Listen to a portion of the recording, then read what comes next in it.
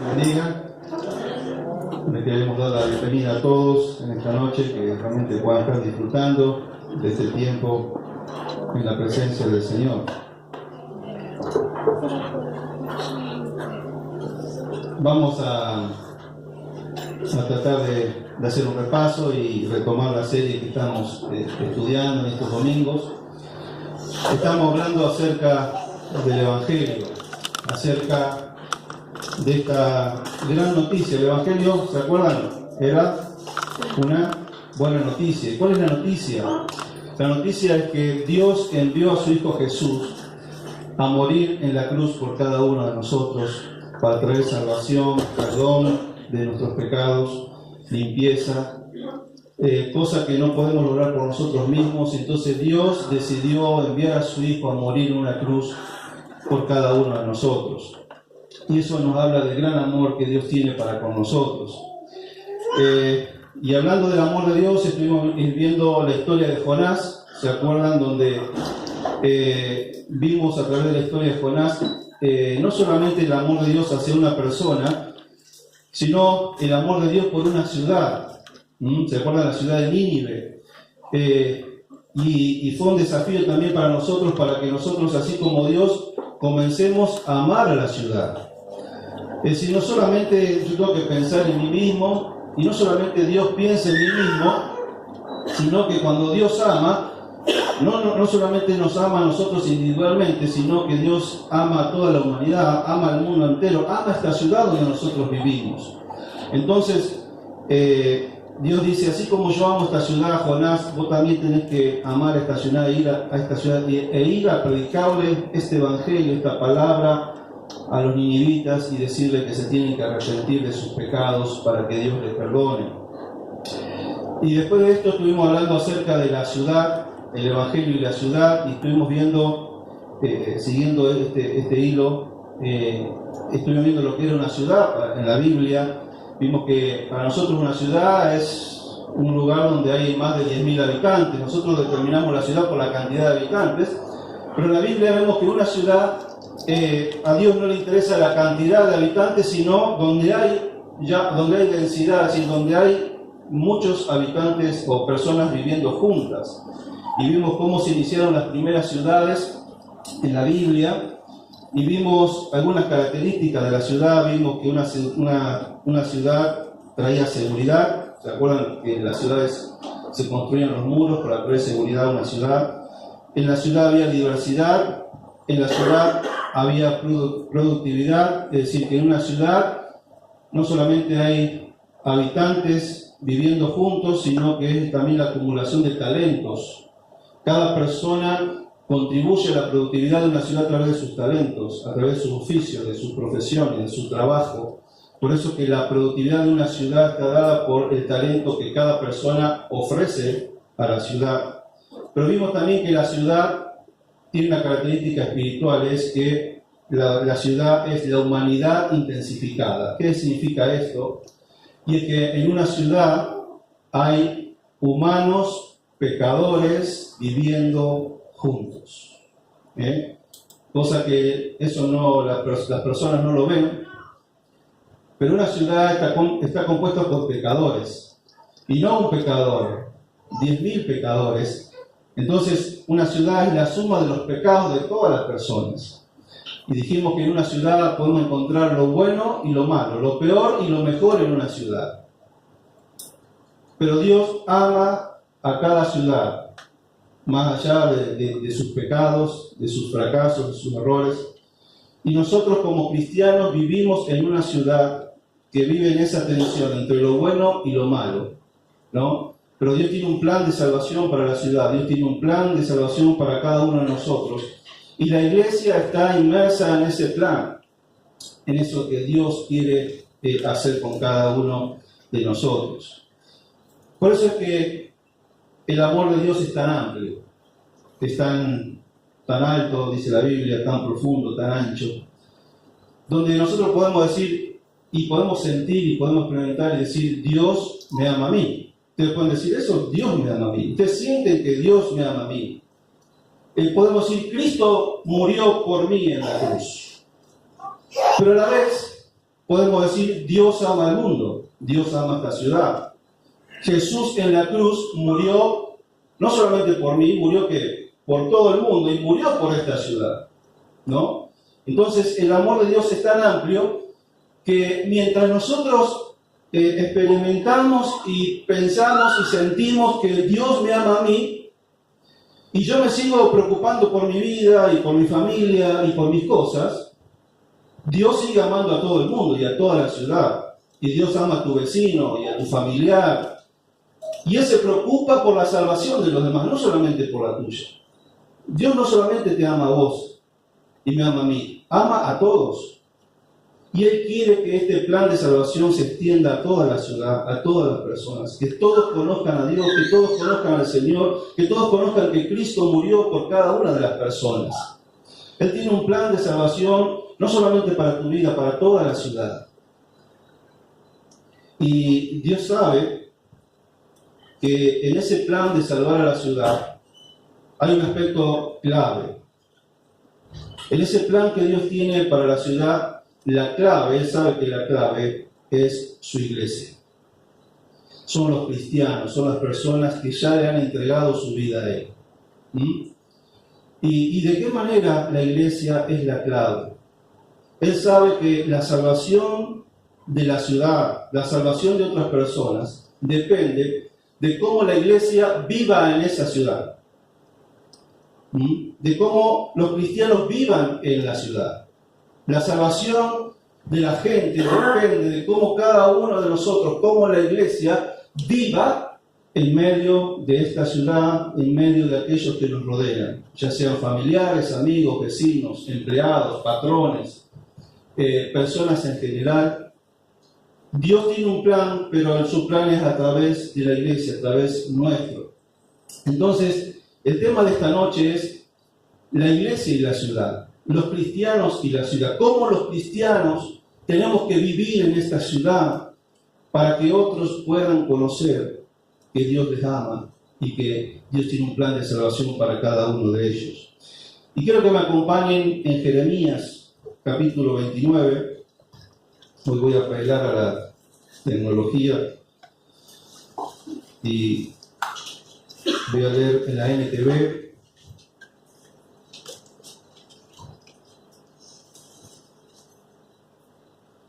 Jeremías capítulo 29, y vamos a sacar de aquí algunos principios de cómo debemos vivir en la ciudad.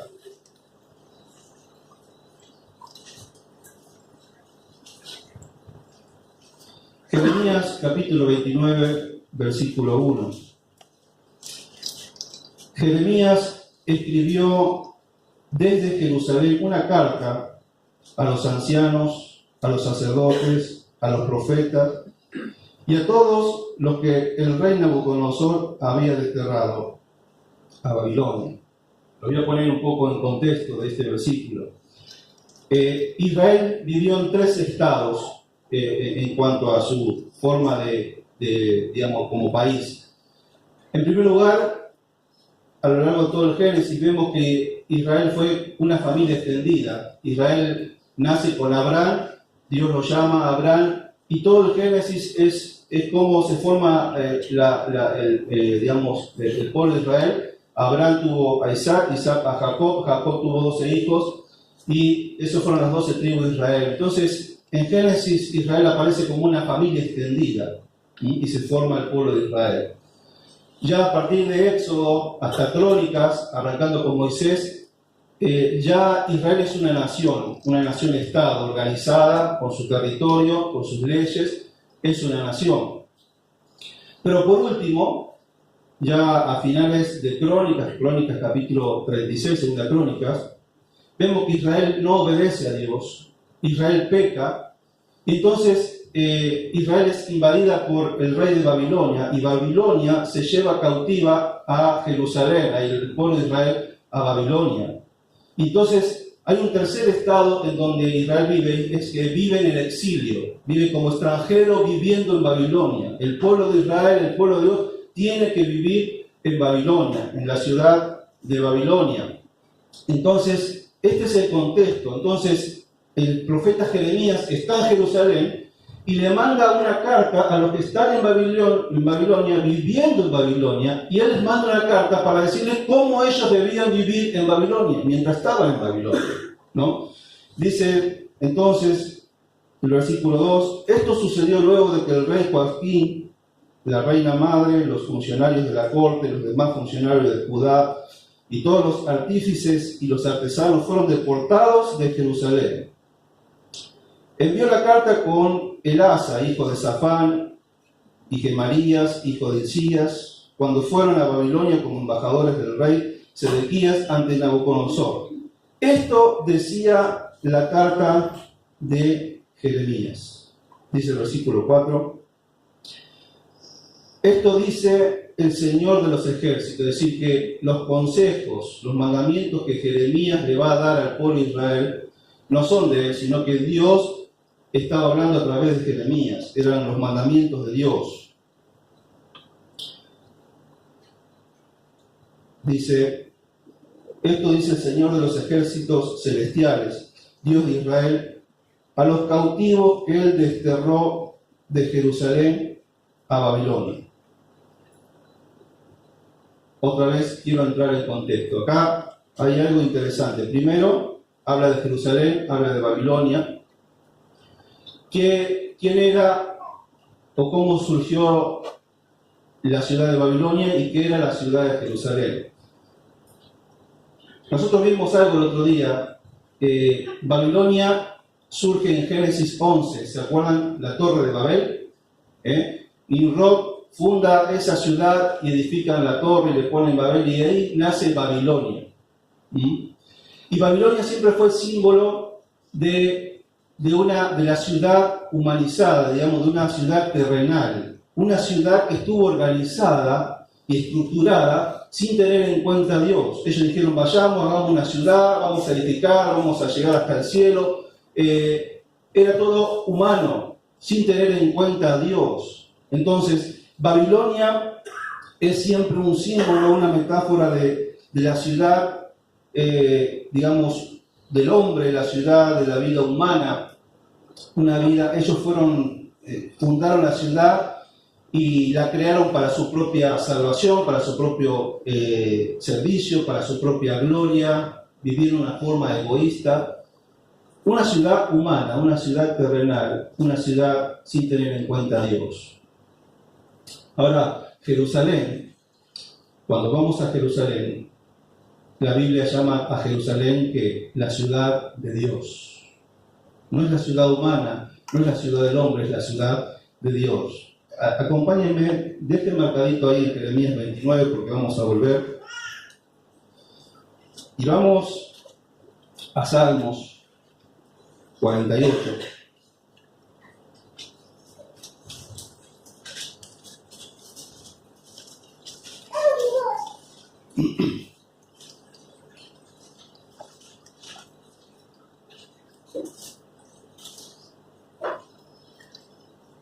Dice 48:1, grande es Jehová y digno de ser en gran manera alabado. En la ciudad ¿de quién? De nuestro Dios, en su monte santo. Hermosa provincia, el gozo de toda la tierra. Es el monte de Sión, a los lados del norte, la ciudad del gran rey. Está hablando de Jerusalén. En sus palacios Dios es conocido por refugio, porque aquí los reyes de la tierra se reunieron. Pasaron todos y viéndola ellos así se maravillaron y se turbaron, se apresuraron a huir. Pero dice, hermosa provincia, el gozo de toda la tierra. Saben que la ciudad de Dios, la ciudad de Jerusalén, fue creada para hacer alegría a todas las naciones. ¿Se acuerdan cuando Dios llamó a Abraham? Le dijo que él dice, yo te voy a bendecir y a través de ti será bendita ¿qué? Todas las naciones de la tierra. Israel fue creada para hacer de alegría a toda la tierra, para hacer de bendición a toda la tierra. Isaías 49:6 dice, te pondré por luz a las naciones. Ese era el propósito del pueblo de Israel, de Jerusalén. Nada que ver con Babilonia. Babilonia había sido creada para ellos mismos, para su propio egoísmo, para su propia vida, pero dice Dios, yo los puse a ustedes para que sean de bendición al mundo, para que sean de alegría al mundo, para que sean luz para el mundo. Ahora, lo que está sucediendo aquí es que esta ciudad de Dios va a vivir en la ciudad de ¿qué? De los hombres. Y ese es el gran reto, es el gran desafío. Esta ciudad tiene que aprender a vivir, esta ciudad de Dios, vivir en la ciudad del hombre. Un pueblo viviendo dentro ¿qué? De otro pueblo. ¿Y qué hace Babilonia? ¿Qué intenta Babilonia cuando Babilonia trae a un pueblo a vivir a su propio pueblo? Miren, Daniel, capítulo 1, ahí nomás cerquita de Jeremías. Daniel capítulo 1 es lo que el rey de Babilonia hace cuando trae a estas personas, a los judíos, a Babilonia. Él elige los mejores, no trae a cualquiera de Israel, trae los mejores, se los trae al palacio. Dice 1:1, en el año tercero del reinado de Joacim, rey de Judá, vino Nabucodonosor, rey de Babilonia, a Jerusalén, y la sitió. Y el Señor entregó en sus manos a Joacim, rey de Judá, y parte de los utensilios de la casa de Dios, y los trajo a tierra de Sinar, a la casa de su Dios, y colocó los utensilios en la casa del tesoro de su Dios. Y dijo el rey a Aspenas, jefe de sus eunucos, que trajese de los hijos de Israel del linaje real de los príncipes, muchachos en quien no hubiese tacha alguna, de buen parecer, fíjense a las personas que eligen, de buen parecer, enseñados en toda sabiduría, sabios en ciencia y de buen entendimiento, idóneos para estar en el palacio del rey, y fíjense, y que le enseñase las letras y la lengua de los caldeos. Y le señaló el rey ración para cada día de la provisión de la comida del rey y del vino que él bebía, y que la emplease 3 años, para que al fin de ellos se presentasen delante del rey. Entre estos estaban Daniel, Ananías y Misael y Azarías, de los hijos de Judá. A estos el jefe de los eunucos puso nombres y les cambiaron los nombres. Puso a Daniel Belsasar, a Ananías Sadrac, a Misael Mesac y a Azarías Abednego. Y dice el 8, y Daniel propuso en su corazón no contaminarse. Es decir, ¿qué es lo que intenta el rey de Babilonia cuando trae a los israelitas? Es hacerle un lavado de cerebro. Le quiere cambiar la cultura, su identidad, le empiezan a enseñar sus letras, su idioma, le cambia la comida, le cambia todo. Para que ellos ya no vivan como judíos, sino que vivan como babilónicos. Que ellos piensen como babilónicos, vivan como babilónicos, coman como, hablen y piensen y razonen. Les quiere cambiar la identidad, quiere que pierdan su cultura. ¿Y qué dice Daniel? Pero Daniel dijo, propuso en su corazón que yo no me voy a ¿qué? No me voy a contaminar. Yo voy a vivir en Babilonia, pero voy a seguir viviendo como un judío. ¿Me siguen? Ahora, ¿qué pasaba con Israel en Babilonia? ¿Cómo ellos se sentían? Vamos a Salmos 137. Perdónenme, pero es para hacer un poco de contexto, de historia, para ubicarlos en qué es lo que estaba pasando, para que entendamos cuando Jeremías le da estos principios de cómo vivir en la ciudad. Salmo 137 habla de cómo se sentía el pueblo de Israel en Babilonia.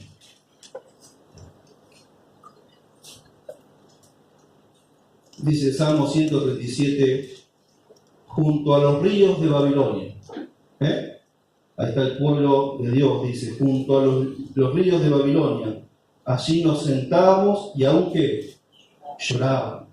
El pueblo estaba triste, angustiado. Lloraba porque extrañaba su tierra. Dice, acordándonos de ¿qué? De Sión, de Jerusalén. Sobre los sauces, en medio de ella, colgamos ¿qué? Nuestras arpas. El pueblo de Israel se caracterizaba por la alabanza, la adoración, la alegría, la danza. Dice, ellos habían colgado las arpas, ya no cantaban más, ¿no? Dice, y los que nos habían llevado cautivos, es decir, los babilonios, ellos le pedían que ellos canten, porque ellos mismos reconocían la alegría y la alabanza del pueblo de Israel. Dice, ellos nos pedían que cantemos, y los que nos habían desolado nos pedían alegría, diciendo, cantadnos alguno de los cánticos de Sión. El versículo 4 dice, ¿cómo cantaremos cántico de Jehová en tierra de extraños? Ellos estaban destruidos, estaban tristes, estaban desolados. Y por eso Jeremías en el capítulo 29 le manda una carta para decirle, mis queridos judíos hermanos, ustedes tienen que cambiar de actitud. Ustedes tienen que vivir de otra manera en Babilonia. Ustedes tienen que cambiar esa actitud. Dios me dice a mí que yo le diga a ustedes tienen que vivir de otra manera ahí en Babilonia. Entonces, a partir del versículo 4, empiezan, vamos a ver, tres actitudes, ¿no? Que los judíos tienen que cambiar, que tienen que tener hacia la ciudad. Entonces, ¿cómo debe vivir el pueblo de Dios en el pueblo o en la ciudad del hombre? Y antes de entrar en esto, quiero decirles que Jerusalén, la ciudad de Dios, viviendo en Babilonia, es el símbolo de la iglesia viviendo en el mundo, o la iglesia viviendo en una ciudad. Es el mejor símbolo.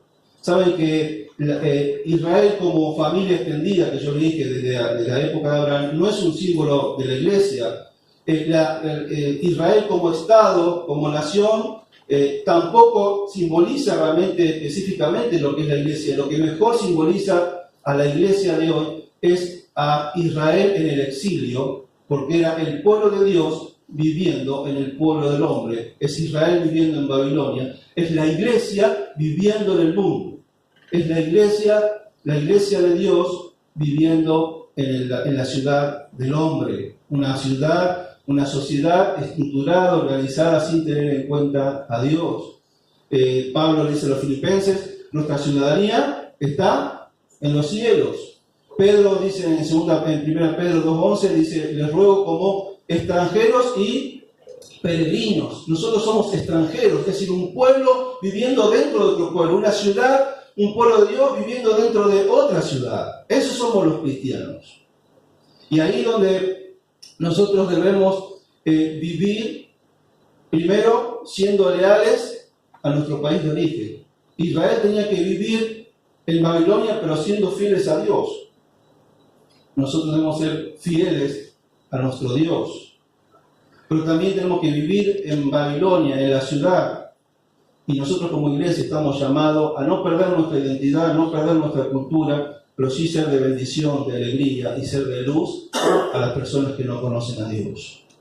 Entonces, con esto en mente también vamos a analizar esto, es decir, que este es un símbolo práctico, ¿no?, de la iglesia en la ciudad, ¿no? Así como Israel vivía en Babilonia, entonces Israel tenía que tener tres actitudes hacia la ciudad. Y Jeremías le pide tres acciones que son contrarias a lo que ellos sentían. Dios le va a pedir al pueblo que vivan de tres maneras que realmente ellos no lo sentían de vivir de esa manera, no querían vivir de esa manera, pero Dios le dice que tienen que cambiar de actitud para que realmente puedan impactar en la sociedad donde ellos vivían. Entonces, dice el versículo 4, el versículo 5, ahí empieza. Dice, edifiquen casas y hagan planes para quedarse. Planten huertos y coman del fruto que produzca. Estoy leyendo Jeremías 29:5. Dice, planten huertos y coman del fruto que produzcan. Cásense y tengan hijos. Y luego encuentren esposos y esposas para ellos, para que tengan muchos nietos. Multiplíquense, no disminuyan. Entonces, lo primero que les dice, la primera actitud, la primera cosa que ellos tenían que hacer, era que ellos debían vivir como si no se irían nunca de Babilonia, pero sabiendo que se podían ir mañana. ¿Me siguen? Dice, ustedes tienen que vivir de tal manera como si no se irían nunca de Babilonia, pero sabiendo que un día se van a ir. Fíjense que el versículo 10 dice, porque así dijo Jehová, cuando en Babilonia se cumplan los 70 años, yo os visitaré y despertaré sobre vosotros mi buena palabra para hacerlos volver ¿a qué? A su lugar. Ellos iban a volver. Y Dios en algún momento iba a despertarlos y los iba a hacer volver. Pero mientras tanto, esperando la vuelta a casa, ustedes deben vivir como que no se irían nunca de Babilonia. ¿Sí? Ustedes tienen que hacer planes, tienen que planear, organizar sus vidas, como si ustedes vivirían en Babilonia para siempre. Fíjense que dice, tienen que edificar casas, tienen que trabajar, es decir, tienen que plantar huertos, tienen que procrear, tienen que tener familias, tienen que pensar en las generaciones futuras, en los nietos. Es decir, Dios le dice, ustedes tienen que vivir para y multiplicarse, para no perder su identidad, su cultura. Pero ustedes tienen que planear como si vivirían para siempre, pero sabiendo que un día van a volver. Pero ellos decían, pero nosotros no queremos vivir acá en Babilonia. Nosotros queremos vivir acá. Ellos lloraban al lado del río, estaban tristes, no cantaban. Señor, pero nosotros no queremos vivir acá. Aparte, ¿para qué? Si es temporal. Si en cualquier momento nos volvemos a Jerusalén, ¿para qué vamos a vivir de esta manera? Y es una actitud muy parecida, ¿se acuerdan a los tesalonicenses? Pablo le había enseñado que el Señor venía, y muchos ¿qué hacían? Habían dejado de trabajar. Y ¿para qué vamos a trabajar si el Señor ya viene? Y Pablo los tiene que retar y dice, no, tienen que trabajar, ¿cómo no van a trabajar? Y esa es la misma forma que nosotros como cristianos tenemos que vivir en la ciudad. Debemos vivir y planear como si no nos iríamos nunca, pero a la vez sabiendo que el Señor puede venir mañana, ¿no? Fíjense, vamos a 2 Pedro.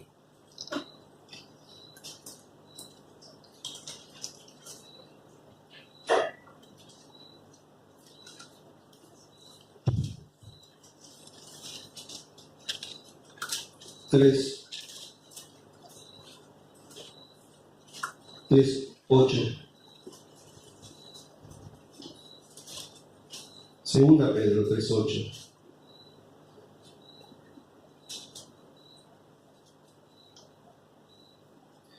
Dice, mas, oh amados, no ignoréis esto, que con el Señor un día es como 1000 años, y 1000 años como un día.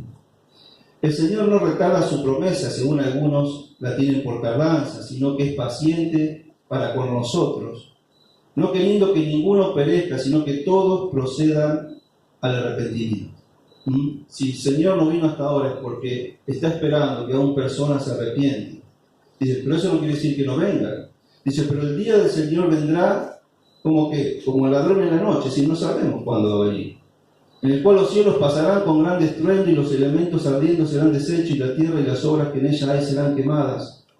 Puesto que todas estas cosas han de ser deshechas, ¿cómo no debéis vosotros? Ahí está hablando de los cristianos. ¿Cómo nosotros debemos andar en santa y piadosa manera de vivir? Dice Pedro, sabiendo que el Señor viene, usted tiene que vivir en santidad, en pureza, obedeciéndome. Usted tiene que vivir como si el Señor vendría mañana.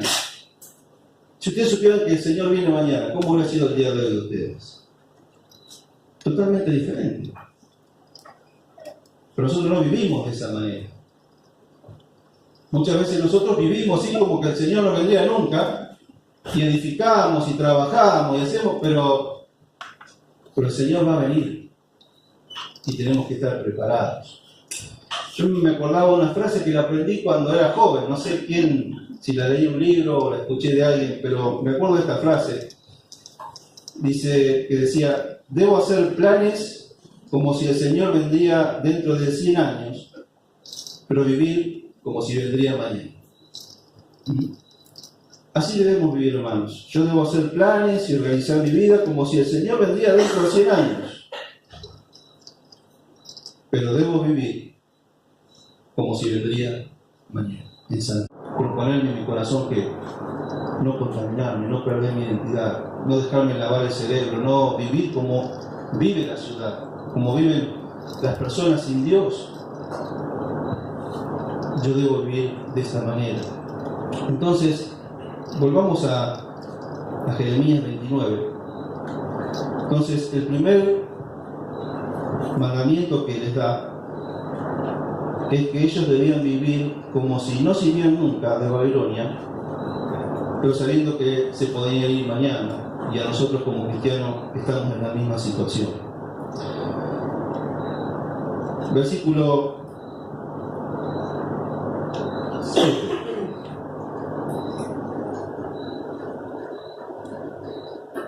Pero no termina allí. Dice, y trabajen por la paz y la prosperidad de la ciudad donde los envíe al destierro. Entonces, esa es la segunda cosa que ustedes tienen que hacer. Dice, ustedes deben procurar la paz y la prosperidad de su ciudad.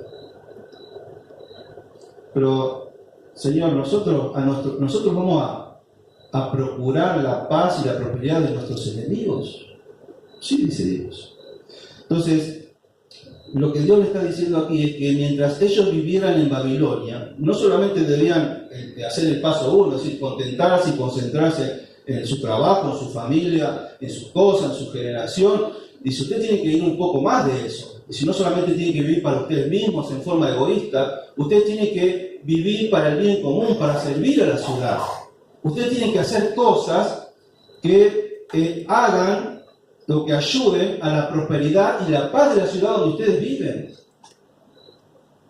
Es ahí donde ustedes tienen que ser de bendición, tienen que ser luz, tienen que ser de alegría, ahí donde ustedes viven. Impactar a la ciudad, ser de influencia en la ciudad. No es vivir solamente egoístamente y yo vivo para mi familia, para mí, y me cuido mi generación y mis nietos, y parece que nuestra vida termina allí. Dice, no, ustedes no solamente planten huertos y trabajan, sino que procuren. Es decir, levanten su cabeza, miren un poco más allá, observen la ciudad y hagan cosas que ayuden a la prosperidad y a la paz de la ciudad donde ustedes viven. Entonces, ¿para qué ellos? ¿Para qué? Los judíos decían, pero ¿cómo puede ser que Dios quiera ayudar a nuestros enemigos? Parecía que Dios quería ayudar a los babilónicos. Es que ellos no entendían. Los judíos no entendían que Dios quería que los babilónicos también conozcan a Dios.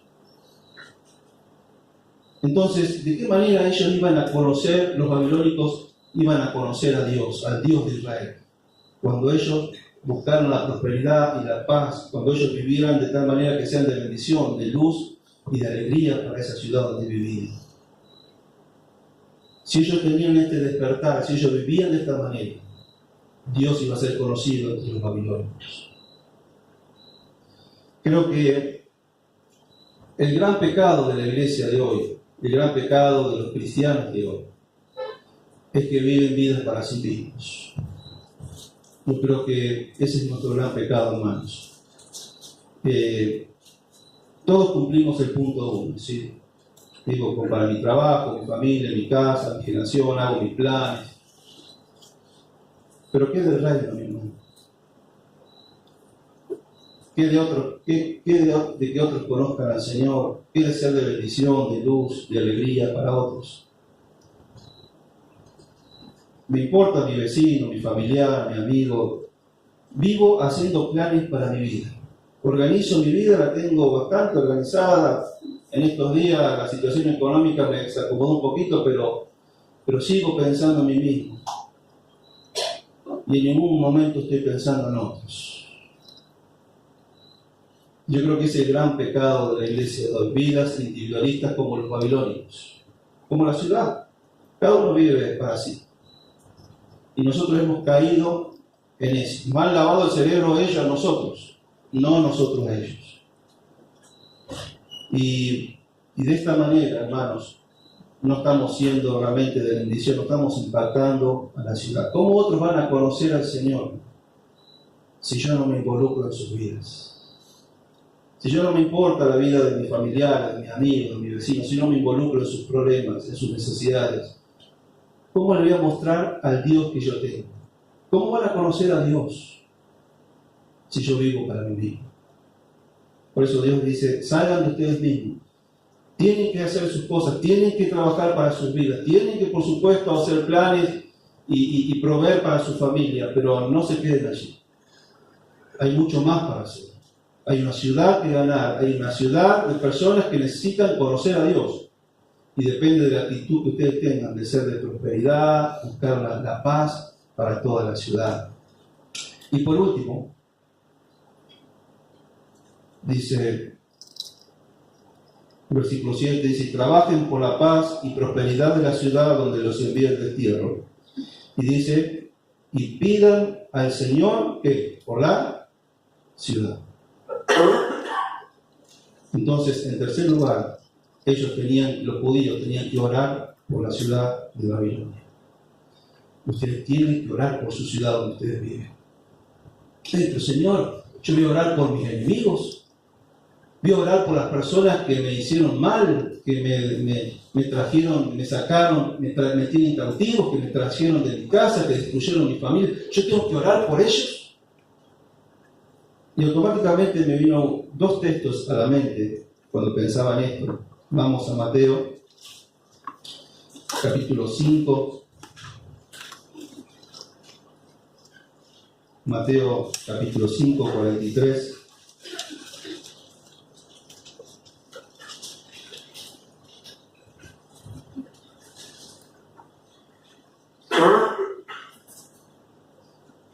Oíste que fue dicho, amarás a tu prójimo y aborrecerás a tu enemigo. Pero yo os digo, amad a vuestros enemigos.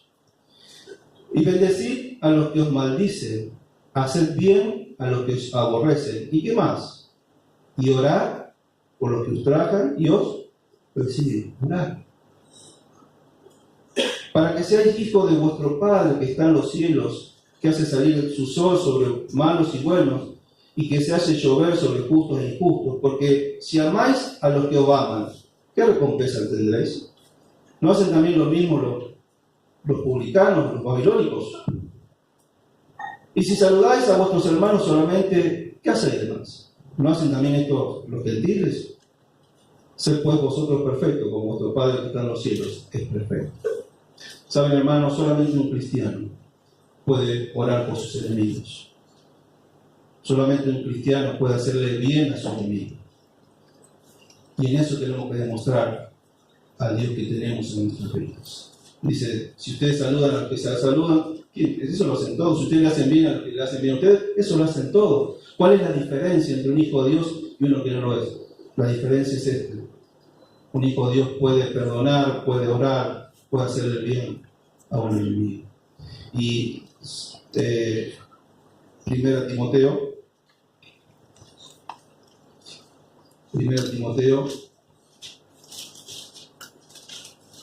capítulo 2.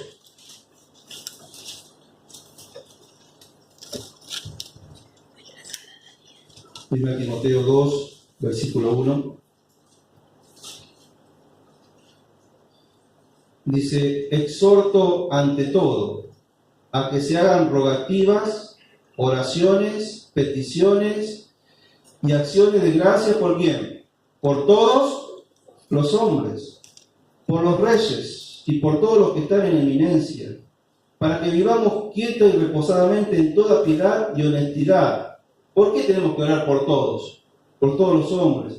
Porque esto que es bueno y agradable delante de nuestro Dios, de Dios nuestro Salvador, el cual quiere que todos los hombres sean salvos y vengan al conocimiento de la verdad, porque hay un solo Dios y un solo mediador entre Dios y los hombres, Jesucristo hombre.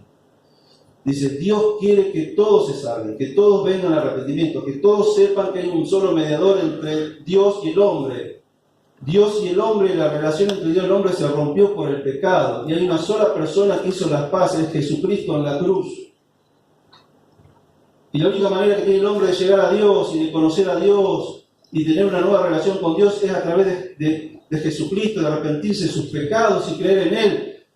¿Y quién le va a llevar ese mensaje de salvación? Nosotros. Y por eso tenemos que orar y clamar y orar. Hermanos, estamos orando por nuestra ciudad. Estamos orando por nuestro enemigo. Estamos orando por nuestros amigos. Estamos orando por nuestros familiares. Estamos orando por nuestro intendente. Y pero yo no soy del partido, no importa que no soy del partido. Tenés que orar por los reyes, por los concejales, por el intendente. Estamos orando por la paz de la ciudad. Estamos orando por la prosperidad de la ciudad. Pero acá en la ciudad no hay nada, no hay una industria, no viene el gas. ¿Estás orando para que venga una industria acá a la ciudad? ¿Estás orando para que venga el gas acá a la ciudad? ¿Estás orando por la ayuda? No, ¿para qué orar si yo no tengo campo? Pero estás orando por los colonos de la ciudad, porque si les va bien a ellos, nos va bien a todos, y luego ya vienen las cosechas. ¿Estás orando? ¿Estás orando para que haya nuevas fuentes de trabajo? Y acá no, ¿estás orando? ¿Estás orando por los pecados de la ciudad que arruinan a nuestros jóvenes por la droga, por el alcohol, por el cigarrillo? Para que Dios frene a los narcotraficantes, a los que venden droga, que Dios le ponga obstáculos para que no puedan vender, para que chicos no lleguen a la droga. ¿Estás orando por cada noche que los jóvenes salen y llegan destruidos? ¿Estás orando por tu ciudad, por los jóvenes, por los pecados de esta ciudad? ¿Pides perdón a Dios por los pecados de nuestra ciudad y estás rogando para que Dios frene la maldad en esta ciudad? Hemos dejado de orar por nuestra querida ciudad. Y después pedimos cosas que suceden. Pero orar por nuestra ciudad es una forma de estar comprometido con la ciudad donde vivimos. Dice Dios, ustedes en la ciudad donde viven tienen que vivir allí y trabajar como si vivirían siempre allí, aunque saben que un día se van a ir. En la ciudad donde ustedes viven tienen que dejar de ser egoístas y procurar la paz y la prosperidad y hacer cosas por el bien común, involucrarse en los problemas de la ciudad, de tus vecinos, de tus familiares, de tus amigos, ser parte activa. Pero también tienes que orar por la ciudad donde vivís. ¿Y todo esto para qué? Para que conozcan a Dios. Para que conozcan la salvación. Para que a través tuyo alguien pueda conocer al verdadero Dios. Y que Dios lo ama. Y que Dios ama a la ciudad, pero ahora al revés, pero también te ama a ti. Y me ama a mí. Y murió en la cruz por mí, murió por ti. Pero la gente lo tiene que saber. No solamente con palabras lo vas a ver, sino cuando ellos vean hechos concretos en nuestras vidas.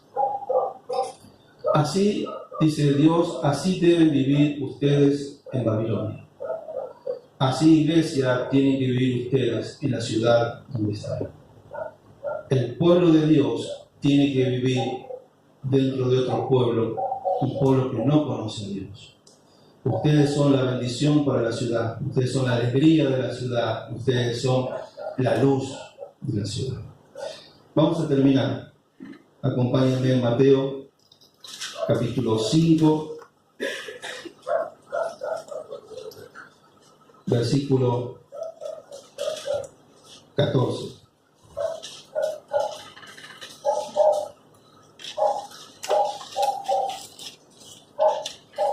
Mateo 5, 14. Vosotros sois, ¿qué? La luz del mundo. Ustedes son la luz en la ciudad. Y fíjense con qué nos compara a los seguidores. Dios, cómo los compara a Jesús.